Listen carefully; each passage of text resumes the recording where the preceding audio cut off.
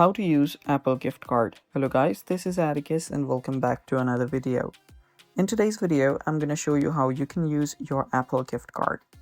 So before we begin, if you guys are new to our channel, head down below and hit the subscribe button so you don't miss out on our future videos. So let's begin. So to use your Apple gift card, you can simply open up your App Store first. And on your App Store, on the top right corner, you will see a profile icon. You can press on it.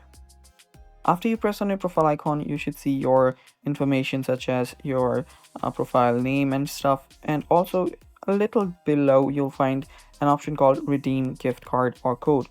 Simply tap on that. Then you'll get this section where you can simply enter your code manually or use a camera to scan your card. So I'll enter a code manually and you can enter the code from your gift card to redeem your gift card. And it's that simple.